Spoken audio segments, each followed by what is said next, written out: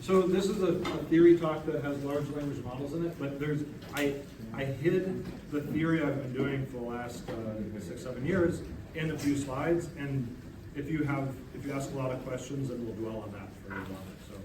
So the talk, you should feel free to interrupt with questions. We should have enough time, and it's kind of laid out so that if we don't get to the last bit of it, we'll all be okay.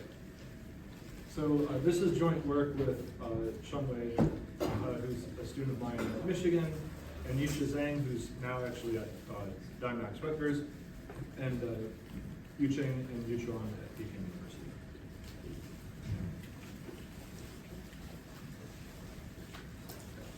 So here's a fun problem. So one of these reviews is written by ChatGPT, and just take a minute and try to figure out which one it is.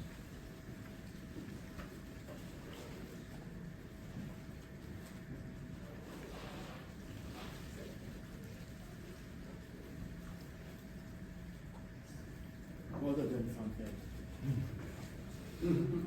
One on the left? Left. Okay, who thinks it's the one on the left that's written by ChatGPT? Who thinks it's the one on the right? I'll try to give you a hint.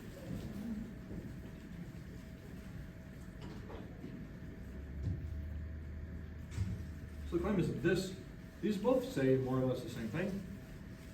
The one on the left is a lot more specific. The one on the right. This is actually our review. And this is GPT-4. So this talk isn't primarily about evaluating what's real and what's GPT in the context of peer review, but we're using that as a sort of validated metric. And indeed, it is a problem that people are using large language models in their peer reviews.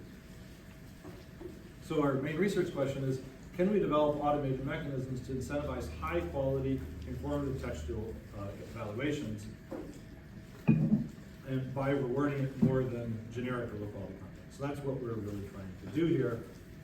And this is broader than peer review, though it occurs in peer review, for example, online reviews or peer grading or just surveys. So in general, you have a situation where you want kind of high quality information from agents, and they have two kind of levers on their strategy. The first lever is they can decide how much effort to exert to get some signal, and the second lever is they can report untruthfully. Now, what we normally do, like in peer reviews, you pay people nothing, and then they don't have any incentive to lie with the report because we gave them no reason to lie, but maybe they don't have incentive to exert effort either. Right? If we start rewarding them to exert effort by trying to measure the quality of the report, now we introduce incentives for them to lie. Right? So that's kind of the issue. And a lot of the previous work has looked at this bucket here. How can we incentivize agents to report truthfully? And this is all made harder because we're trying to elicit subjective information. If you want to do this with objective information, you can put questions where you know the answer in it and kind of evaluate people on that subset. It's a real pain in the butt, and you'd like to avoid that anyhow, but at least that's available to you. But with subjective information, you can't even do that. So our ideal goal is, if you get a high quality report, you put it into our ideal mechanism, and you get a high score. But if you have a low quality report and you put it in the ideal mechanism, then you get a low score. Right? And then this gap here is going to be the incentive for a high quality report. So we're trying to design this idealized mechanism. And our contribution is to propose two mechanisms that we allege do that. So one is called generative peer prediction mechanism, and then the other is generative synopsis peer prediction mechanism. And with an asterisk, these are the first mechanisms to elicit high quality textual information. And there's two results here. One is theoretical, which says that exerting effort and reporting truthfully is an approximate Nash equilibria under admittedly pretty strong assumptions on your LLM. And the second is empirical results that suggest that high quality reports actually do lead to higher scores. So let me mention the asterisk. So Yifan Wu and Jason Hartline have a concurrent work where they also study using LLMs to elicit high quality reports. They're in a slightly different setting where they do have a TA's judgment as ground truth. So they're not in a completely subjective setting, there is kind of a right answer in their setting. They're trying to see how close the agent got the right answer.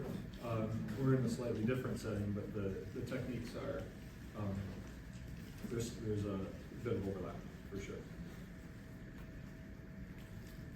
So the empirical result highlight is that we took data from iClear, open review, and so we took 300 papers which had over 900 reviews on them, and then we rewrote reviews for these papers using GPT 3.5 and GPT 4. So now we have real reviews, GPT 5 reviews, and GPT 4 reviews for these 300 papers. And the reason we went back to iClear 2020 was that hopefully the human written reviews aren't LLM generated, which would not be true of more recent ones. And so then we put for a paper, we put the original human review in our mechanism, and it gets a score, and we put the LLM generated review into our system, and it gets a score, and we look at this difference, right? And we're going for kind of a large difference here. That would mean that we're doing a good job of rewarding the high quality reviews more than the LLM generated reviews. Note that, I mean, some of these human reviews are going to stink. they're not all going to be great. But if we can distinguish between these two piles, it says our mechanism is at least doing something. So we use a paired difference t-test. I know nothing about statistics, but they told us to use this test, and we did. So you look at how to test if really an expectation these are different. If these are different, that means it's distinguishing between the pile that is GPT generated and the pile that's written by humans. And the stats I'll give you is the negative log p-value. So bigger is better. Bigger is meaning we're doing a better job at distinguishing between these two piles. Yeah. So what is this one meant to measure? Is it the humanness or the quality? The difference here is supposed to measure the quality of our mechanism in distinguishing which reviews are generated by humans and which reviews are generated by GPT-4. And so if you have a value of greater than 1.3, that's kind of significant in the stats literature. That means that we're actually differentiating between these two piles. And if we use GPPM, it already does a good job at distinguishing between the 3.5 generated and human generated. GSPPM does better. GPPM does only okay in actually distinguishing GPT-4 from human, but GSPPM does quite a bit better. So Grant, Yeah. in terms of generation, at least my experience is that if you just ask GPT-4 to say write a review, it will write a review which is not really substantiated. But if you say, tell it that write a review and specifically comment on theorem 1, theorem 2 and experimental result, it becomes much more specific. So how do you deal with that? Right, so we used, you're gonna help me out in the paper that was written that said that LM generated views were not completely terrible from Stanford people. What paper is that? So the James Joe one. There you go. So we used whatever they used in that paper, we used for here. So certainly you could do, I'm sure better than what they did, and you could do worse than what they did, but we just used their formula and we didn't try to do any better ourselves.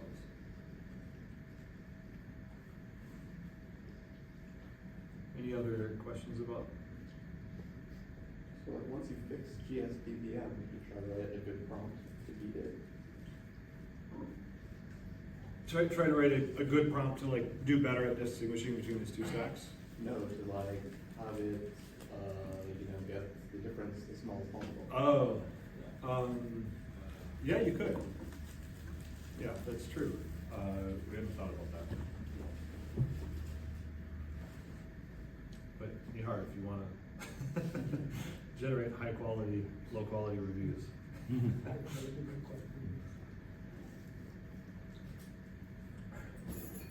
Okay, so this is a bit of an outline. So I'll now talk about previous mechanisms for eliciting subjective information. And these tend to work in multiple choice or numerical tasks, not text, so there's kind of a smaller domain of reports. Okay. So the general idea of these is a score an agent based on the correlation of her reports and her peers. Right? So we don't have ground truth, but these two people are both trying to predict, say, the quality of the paper on a score of 1 to 5, and so if they match each other or they're kind of highly correlated, that's a good sign that they're putting forth a lot of effort and information. And so both of their signals are drawn from this alphabet that say has constant size. And in the original peer prediction, you could ask a question like, do you like McDonald's? And the score that you give an agent is how well the agent's report predicts the peer's report. So there's an agent and a peer, and we're paying the agent for how well her report predicts her peer's report. And it turns out that this simple trick, exerting effort and truthfully reporting Nash equilibrium, is exerting effort and truthfully reporting is a Nash equilibrium. So this already kind of solves the problem with some caveats, which we'll get to in a second. And why is this? Why is truthfulness a Nash equilibrium here? If J is telling the truth, log is a proper scoring rule, and so to predict J and get paid as much as possible, I should put in as accurate as prediction as possible, which means they should put in their true report here, and then the prior will kind of accurately predict what I believe is about J, and they will be paid according to this log scoring rule, and they will get the maximum reward. Okay, so that's an actual proof that this works, but I'm going to give you a more impressionistic, less accurate proof. It's not quite a proof, but it's kind of goes well with the rest of the talk. Okay. So that plays in the setup, like, can they all just like give every paper 3 out of 5 and then they all directly match each other? right, so that's kind of the issue here, which we'll get to. So yeah, let me talk about, I can talk about that now. So I'll address that in 2 slides. Sorry, so this question was about confusion, but here is a subjective question. So it feels weird to score me based on my correlation with someone else. My opinion might just be different. Why should I be scored less in terms of? It's not judging you for equality. It's actually judging you for how well your score predicts other scores. So the kind of question is, how do we get this probability out of here? Right, so given I's score, how do we determine what the probability that I should predict J's score is? And the answer in the original peer prediction mechanism is that we have some information. So we know how your score correlates with someone else's score, and we just plug that into this distribution to predict xj. So you don't need to give the same report, but you want to give a report, and that's the next slide, that has a lot of information about J's score, that allows it to predict J's score as well. But is agent I reporting what they think, or are they trying to predict J's? No, they're just reporting what they think, and the mechanism is translating that into a prediction of J's score. Yeah. So you're basically saying that agent I can say their true opinion, but then also include what they think other people will say. No, they just say their true opinion, and the mechanism is supposed to infer what they think other people will say from their true opinion. But it's difficult to believe that agent I is incentivized to report their true opinion if they have a different opinion. They should just lie and pretend to be right. Okay. Right, so it turns out that's not true. So if J is reporting truthfully, and then if they lie and they try to say what J's thinking but not what they're thinking, their distribution for predicting J is going to be off. It's going to be the wrong distribution. They would like to predict the correct distribution, which is given from what they actually believe. Let me just go forward 2 slides, and we'll see it. And by the way, I'm not. A lot of my work has gone to trying to improve this. So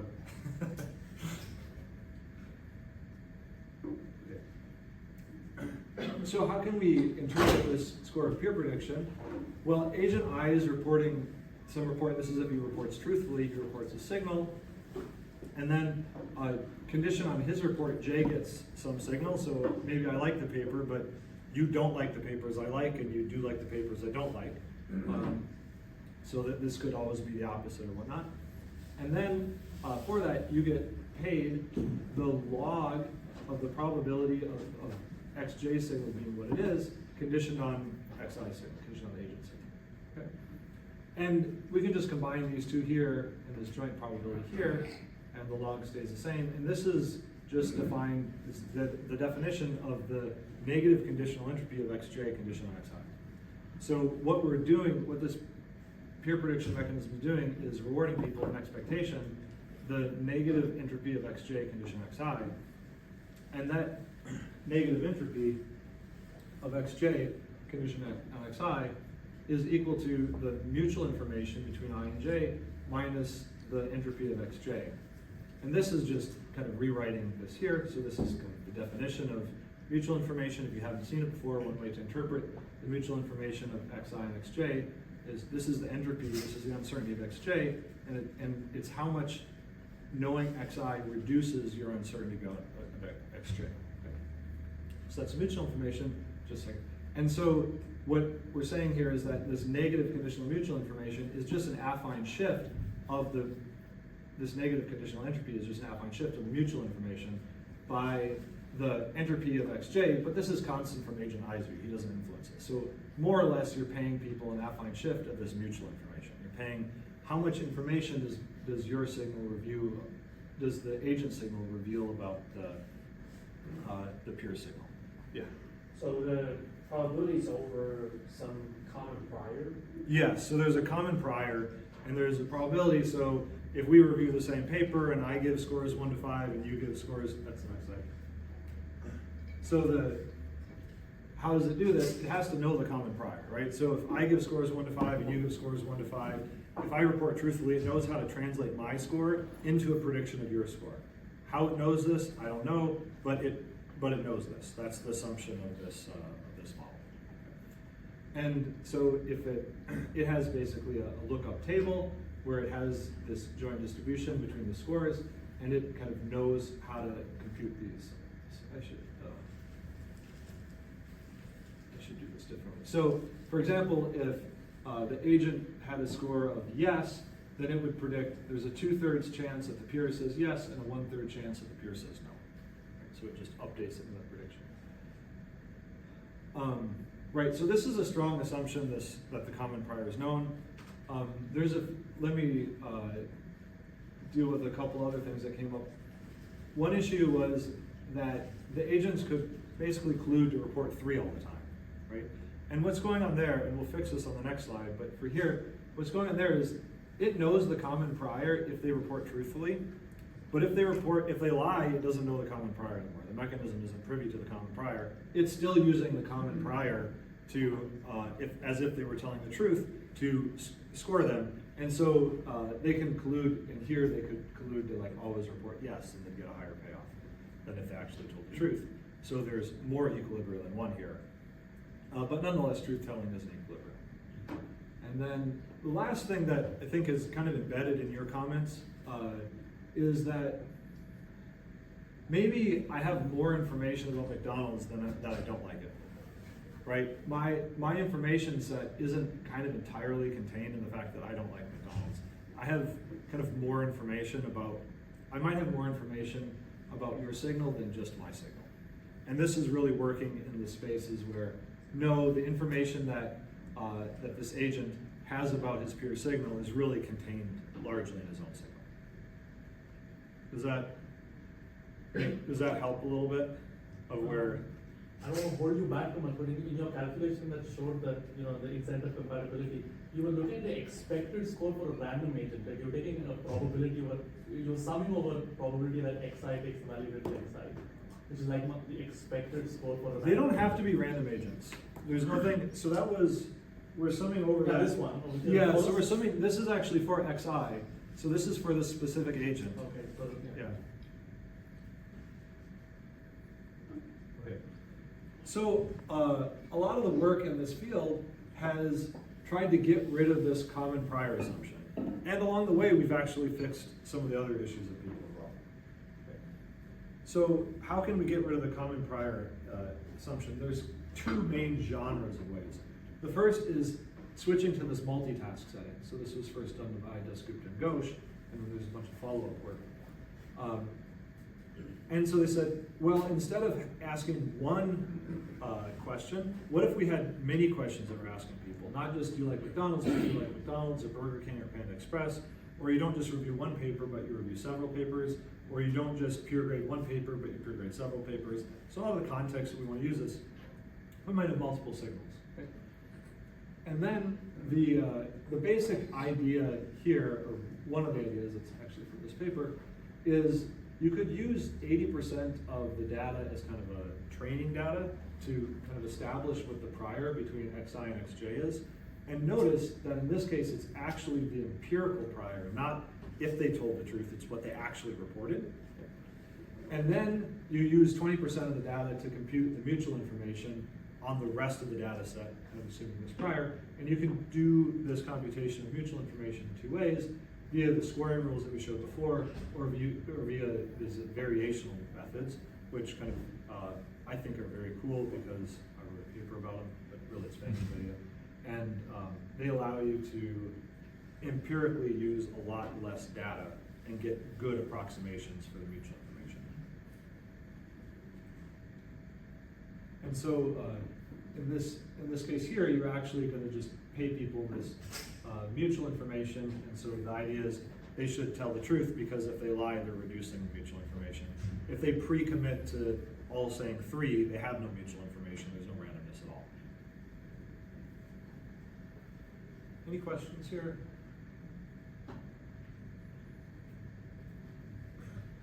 The second genre of techniques to be prior dependent are kind of pioneered by Prelish and Bayesian truth serum.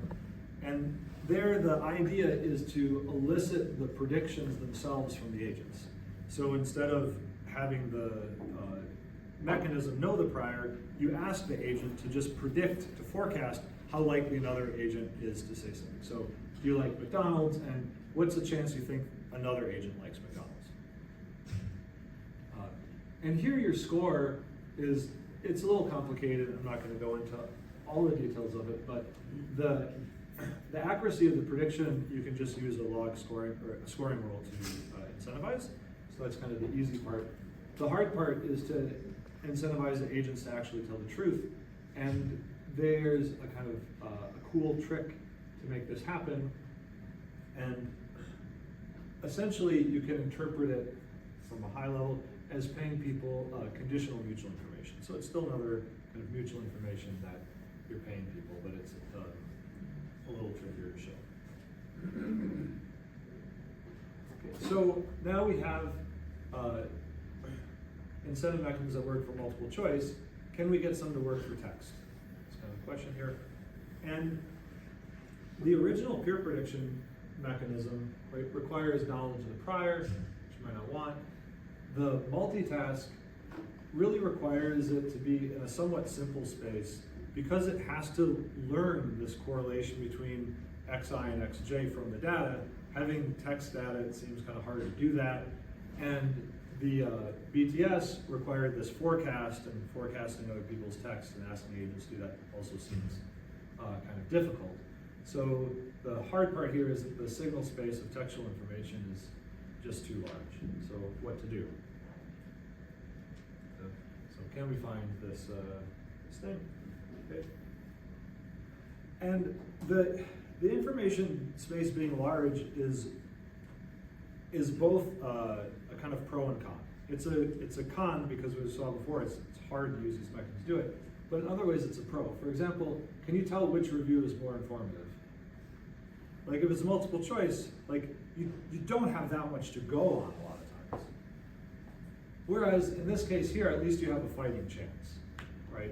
There's still issues you'd like to tie it to the paper and whatnot, but you have much more information, much more context to go on in the text signals, than we do in the, in just the multiple choice. And we want to use that to our advantage. Okay? But to do that, we need to actually understand the rich information in the text.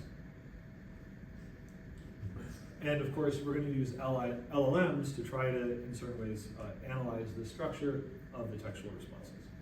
Because otherwise, we got nothing for a few years ago.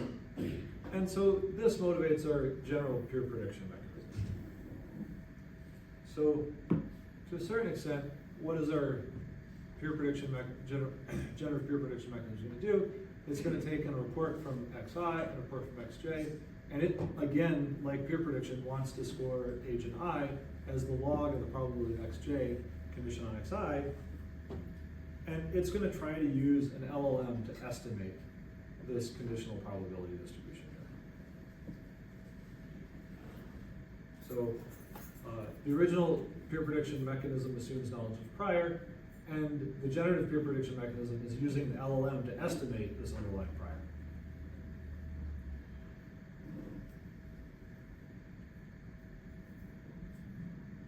So kind of, so whereas before, if you're just giving these like, do you like McDonald's, yes or no, to someone else McDonald's, yes or no, it's hard to like know what the prior for that is. When we have this rich text information, LLM gives us a lot more information about what a prior might look like. So we have our generative peer prediction mechanism, and our theorem, which is informally stated here, says that if the KL divergence between the log probability, this could be a dot here, condition on xi, and the LLM estimate can be bounded by epsilon, and the accuracy of this is common knowledge for all the agents, then exerting effort in reporting truthfully is an alpha epsilon Nash equilibria. Epsilon depends on the cost of effort. And so you get this approximate Nash equilibria as long as your LLM is sufficiently good. So if you ignore the cost of effort, say it's 0, then you have an epsilon Nash equilibria. As effort gets more and more costly, the equilibrium gets less precise. And so this assumption is admittedly pretty strong. I think the way to interpret this is as LLMs get better, our theorem gets more true. So however true it is now, as LLMs are better, it kind of gets more true in the future. These LLMs should be getting better at predicting this conditional probability. So is the KL divergence between two real random variables? Is it? These are not real. They are, this is going to be large but finite, like token space. So it's, okay, is the KL divergence between random variables or like distribution? It should be just, this should be kind of like a dot here and a dot there, so that this is a conditional distribution.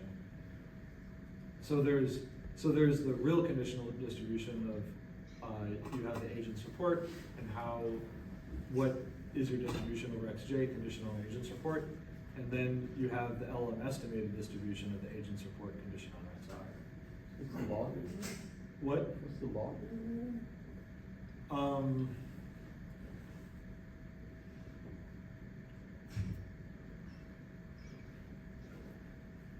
That's a good question.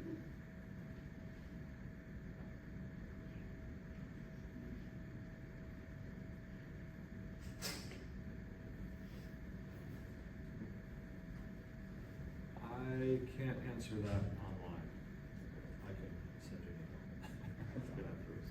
That's a good question. So we should just ignore the log for now? Yeah, just ignore the log for now. That's reasonable. Can I ask a question? Yeah. I'm trying to think about how you would estimate the KL divergence between these, between the LLM and the real distribution. Like, how would you even go about doing that? We wouldn't. Like, to a certain extent, like, I mean, probability distributions are always kind of part of a model. They don't really exist in the world. And so it's a little, it's a little woo to begin with. Yeah. Is the log just from using the logarithmic scoring rule? Yeah, but then what does scale divergence mean applied to log? And I'm gonna just be honest and say that my students did the proof, and I can't reconstruct it in my head. But there's gotta be some reference to the scoring rule, because I could set a zero scoring rule, and then it's a Nash equilibrium, but like, it's just like nobody has any incentive to do anything. Well, it doesn't, if there's no log here, then it just says that the Kale divergent estimate is pretty good. And then we are using the logs, we are using the log scoring rule here. So then there's a question of how does one predict the log of this conditional distribution given two reports, right? So we have these LMs, but how are we going to predict this? And we have two different ways to do it. One we call the token implementation, and it just uses the LM's log prob. So if you have, so LMs work by predicting an X token, which I'm illustrating it by the word, but the tokens aren't always words, they can be subwords, but I think the illustration will work. So for example, you can say eliciting informative text, and then the LM will give you a distribution over the next word.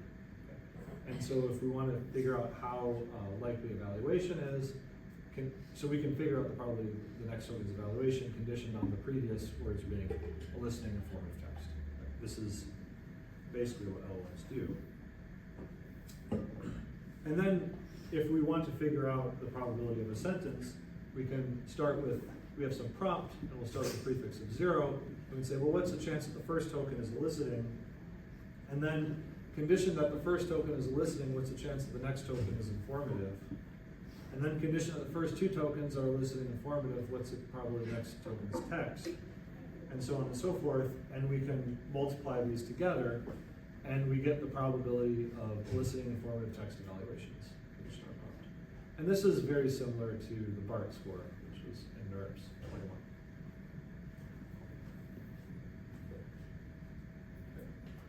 So that's kind of the idea of using this LM in a token to generate this probability is we integrate X tilde into the prompt and then force the LM to generate Xj, but we don't actually look at the generation, we just look at the probability that it would generate the peer's report. So for example, the prompt could be something like, you are a second reviewer for a scientific paper, you are given a peer review from the other reviewer, this is the peer review, your task is to provide your own judgments of the paper based on the given materials, and it generates some response, and from that response we can read off the probability of that Xj equals our little j tilde conditioned on the first review's review.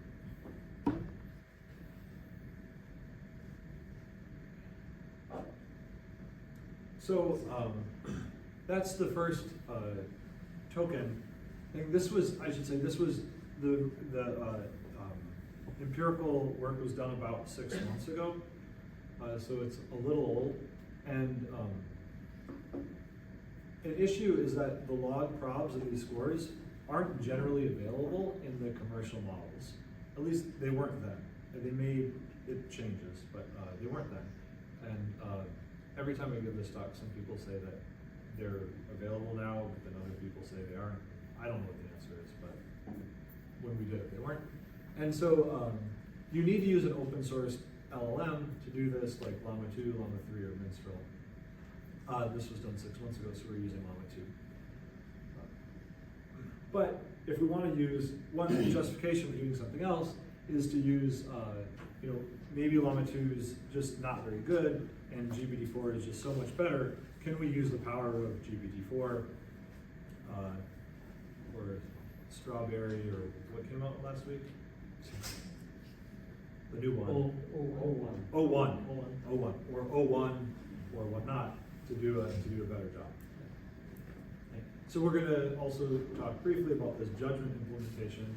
So this is kind of a little more heuristic. So you have your report, And we're gonna break up the report into independent judgments. So a judgment is just kind of an opinion, or it's not a factual statement, it's an opinion of the reviewer about the paper. So we get a list of judgments from the paper. This is of course using LLMs to pull out the judgments. And then to predict this probability, we look at the product, so we just assume these are all independent, and we say, conditioned on the agent's report, what's the probability that the peer would have said that, you know, the writing needs improvement? Or what's the probability the peer would have said that the proofs are unsubstantiated or whatnot? Okay. So for each of those, we ask it this probability, and then we multiply these probabilities together to estimate this probability here. Now, an issue is that if you ask GPT for probabilities, it's actually not very good at giving you probabilities. So you kind of encode this as this likely, very likely, and then we kind of turn those into probabilities and run this.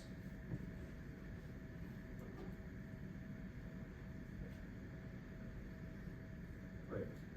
As a practical insight, it can be useful to filter out shortcut information.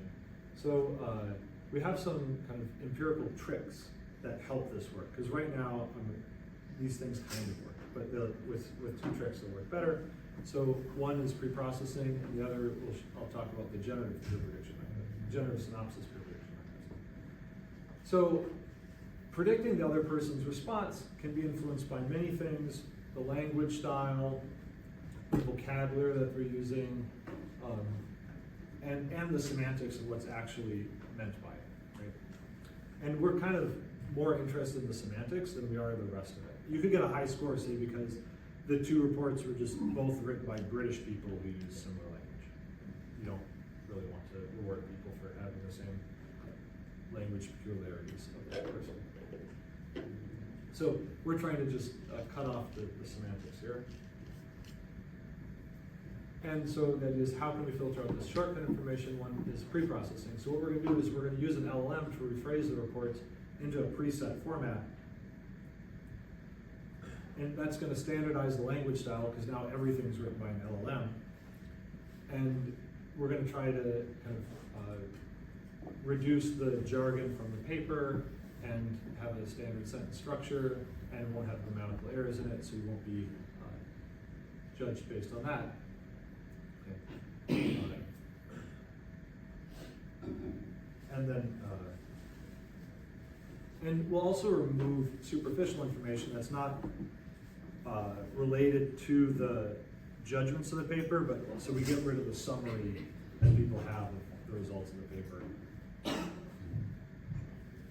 And so as an example, this is an example output is, it kind of standardizes the sentence structure. So the reviewer criticizes the paper as blah, blah, blah, the reviewer suggests, the reviewer suggests, the reviewer questions, the reviewer suggests. So it's kind of, the judgments are all written in the standardized format after pre-processing. So on the left side is, here we're doing the original token, and here we're doing the pre-processing, and this is on GPT-5, and you can see that we differentiate much better after we do the pre-processing. And GPT-4, without the pre-processing, this is not even significant, and we do at least okay once we pre-process the tokens. One thing that's interesting about this is that we're judging it based on how well it differentiates human from these LLM generated texts. But here we're actually explicitly getting rid of artifacts that you could use to tell the human from the LLM text, when the artifacts are like not to do with the semantics of the review. So for example, it could be like secretly somehow using information that this was written by a human to give it a higher score somehow. And here we're saying, no, actually, when we remove that superficial information, it actually does better. So it's kind of a sign that we're not just we're looking at the semantics themselves, not just at, is this written by a human or an LLM? And the second thing we'll do is kind of try to condition out the synopsis. So the idea is we can add a summary of the item after the prompt. So this works when there's a common known synopsis of the item, for example, the abstract of the paper. So the problem is agents can construct low quality reports based solely on the abstract without reading the paper. And we don't want to pay them for just knowledge of the abstract, we want to pay them for high quality knowledge of the paper. And effectively what we're doing is we're paying them this, the log, the idea is we're paying the log of the probability of the predicting peers report, conditioned on this is the agent's report and the synopsis of the paper. So again, we're trying to pay them not just the mutual information between the agent and their peer, but this conditional mutual information. We're conditioning out the information in the synopsis and not giving them the benefit of that. I have a question. Yeah. In the peer review setting, does the synopsis have to be the abstract, or could an LLM or someone else write the synopsis? It could be whatever. And to be clear, when we did this stuff, the entire paper didn't work as a synopsis because the window size wasn't large enough.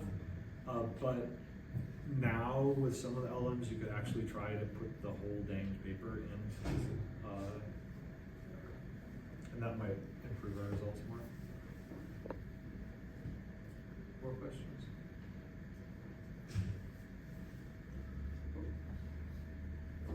Okay, and these are the results that I had showed you before. So this is GPPM, and this is GSPPM. So you can see it does better when we give it the synopsis. It's better at distinguishing high quality from low quality. And same with GPT-4. It's not super clear. Like, if you just look at the theory here, I mean so you get this extra boost of mutual information that is in the synopsis, just repeating the synopsis, but it should kind of be a linear shift for everyone. Everyone should get the benefit of it. So in theory, these shouldn't be so different, but in practice they are. And here's a more earthy way of looking at the data. So this is the distribution of the difference of the human score minus the LLM score. So if this is positive, it rated the human score higher than the LM score, and it's negative vice versa. And so first let's look at GPPM with GPT 3.5. It's doing a pretty good job. 71% of the time, it's rating the human created review higher. And like I said, 100% isn't realistic because sometimes the human reviews are not very good. With GSPPM, it's doing even better at 76%. If you do GPPM with GPT-4, it does better than random, but you know, at 56%. But if you use GSPPM, you do 66% correct.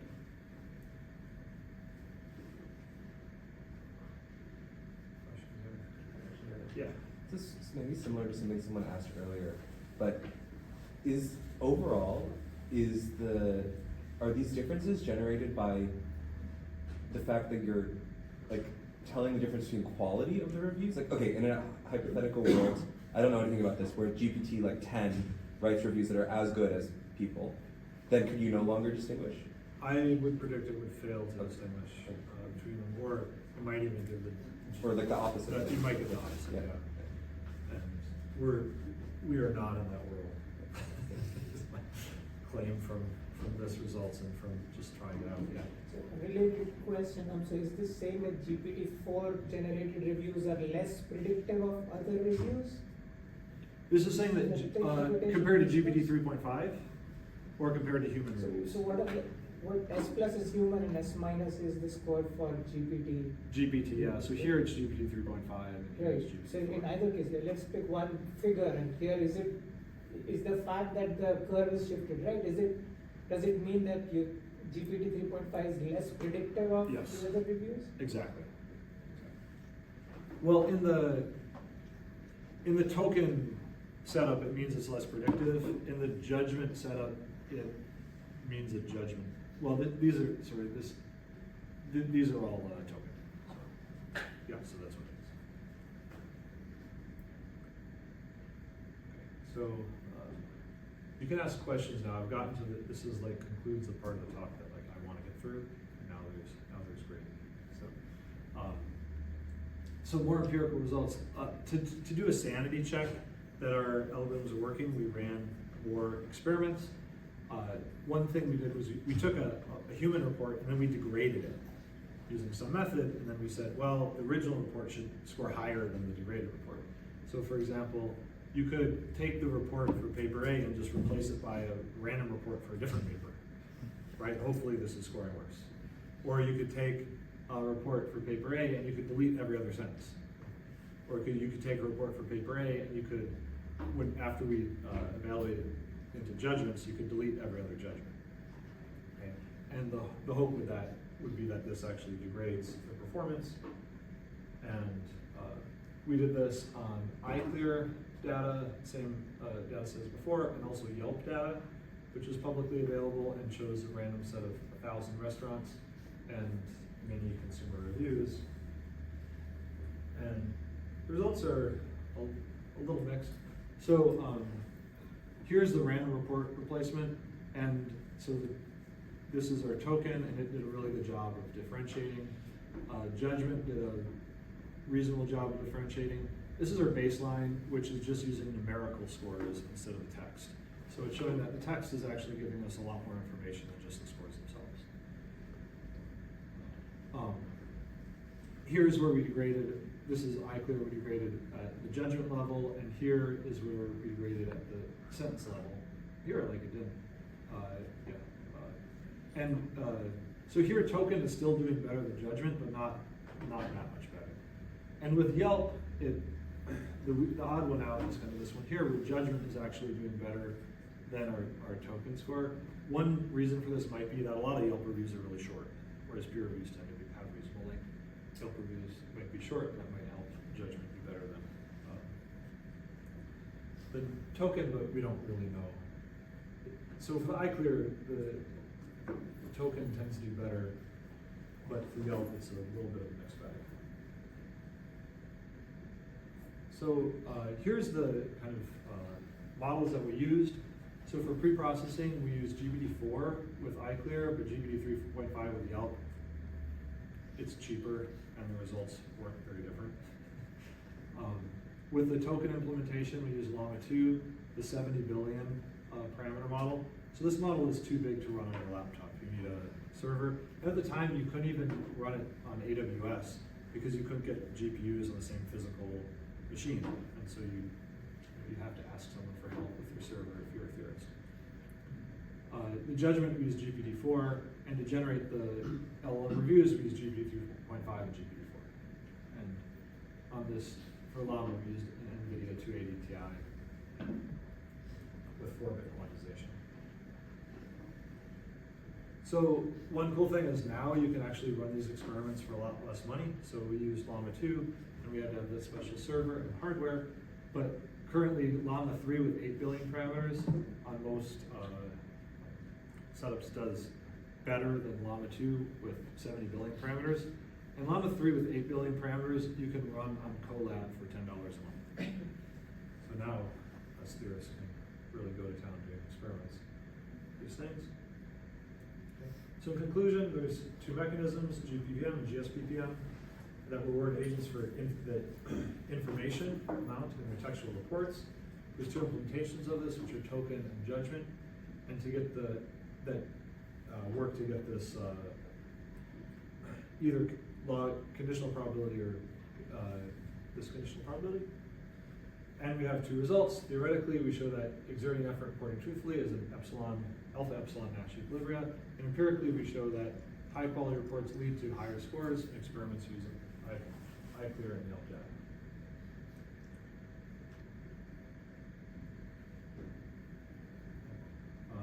So we find that GPPM can effectively penalize report degradations. Both of them can differentiate the three quality levels, human, GPT-4, and GPT-3.5, but GSPPM does quite a bit better.